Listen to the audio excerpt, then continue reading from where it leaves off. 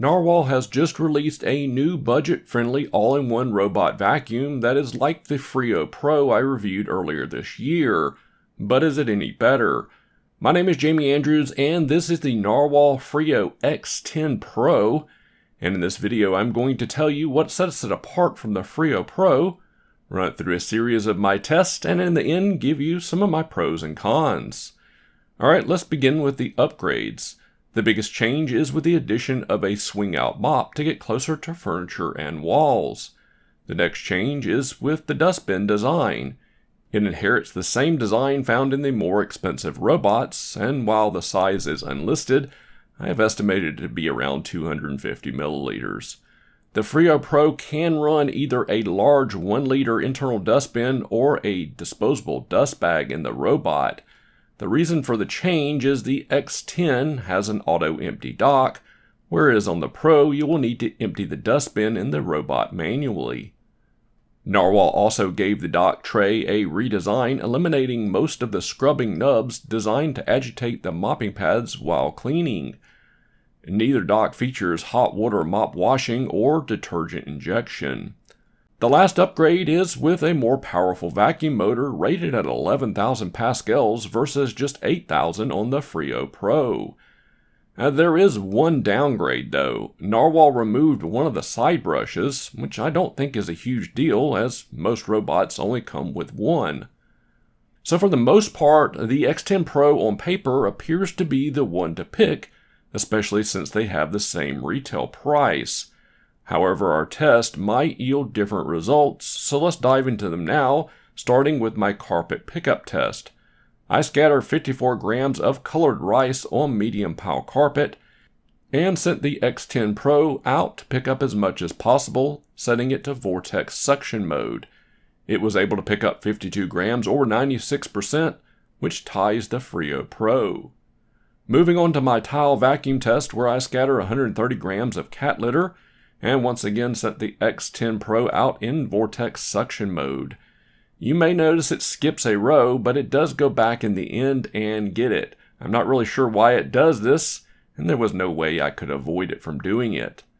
It was only able to pick up 109 grams or 84%, compared to 121 grams or 93% on the Freo Pro. As for mopping, Narwal has always excelled with my mopping test where I use exactly 4 milliliters of baked-on hot sauce on my tile floor, and I send the robots out for 2 passes. I set the X10 Pro to meticulous mopping mode and set the water level to the highest. It tied the results from the Freo Pro, which is unsurprising since they have the same exact mopping system. Next, I tested the ability for the dock to clean the mopping pads after this test. Here they are after one cleaning on the dock, where it looks to have removed most of the stains, and after a second wash, things improved quite a bit. It is on par with the Freo Pro's dock. As for drying the mopping pads, the Freo X10 Pro is no different than the Freo Pro when it comes to its drying. It uses warm air to dry the mopping pads. I saw a peak temperature of around 98 degrees, and it pulls half an amp of power while drying.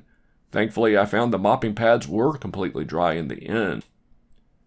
New for 2025 is my black rug test, and like the Freo Pro, the X10 Pro did not have an issue cleaning the rug.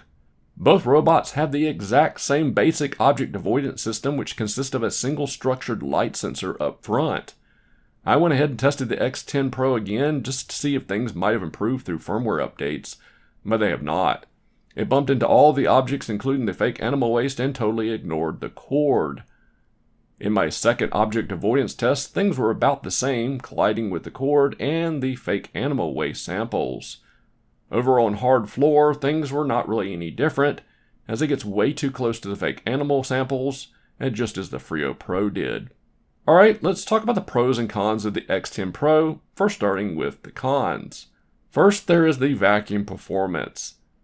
I was not able to see any noticeable benefit to the increase in the Pascal rating on carpet, and on hard floor it did not perform as well as the Freo Pro, and I ran the test 3 times.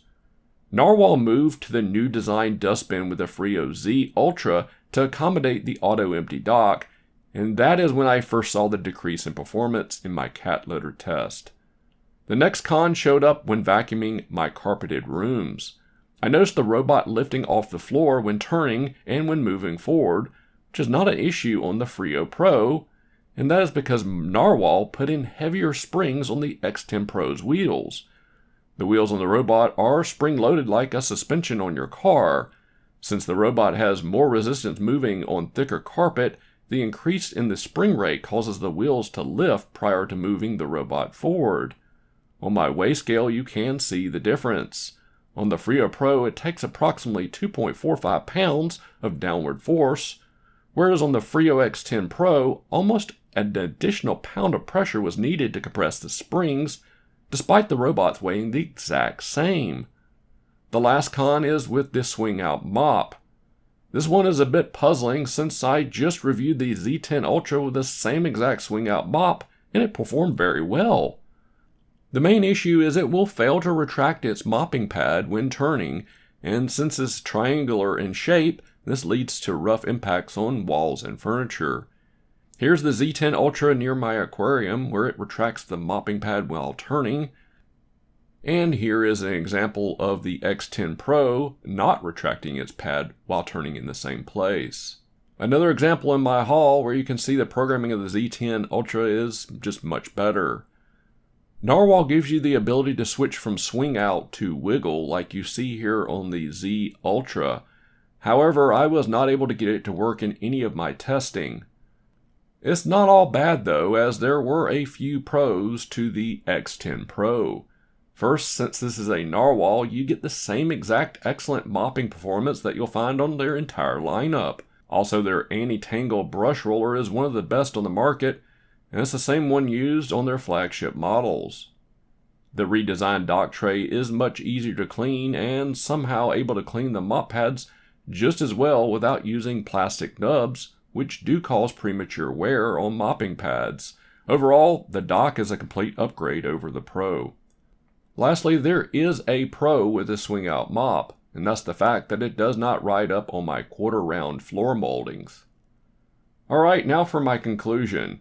It appears on paper that it is a no-brainer to go with the X10 Pro over the older Freo Pro, and that's what I thought when I first started using it. However, my testing paints a very different picture. When you factor in the Pro is a bit cheaper overall since it's an older model, I'd say go for the Pro if you don't mind emptying the internal dustbin in the robot manually. After all, it is 1 liter in size, and the dust bag inside the dock on the X10 Pro is only 2.5 liters, not to mention you'll save some money on dust bags. If you need good object avoidance and budget is not as much of a concern, please check out my review of the Narwal Flow, which is one of my favorite robots of 2025. I'll leave a link to that review along with the Freo Pro review in the video description, along with links to purchase all the models, which using them goes a long way to support my efforts to bring you the most honest robot vacuum reviews on YouTube. Thanks for watching, and if you've not already, go ahead and hit that subscribe button. Take care everyone, bye bye.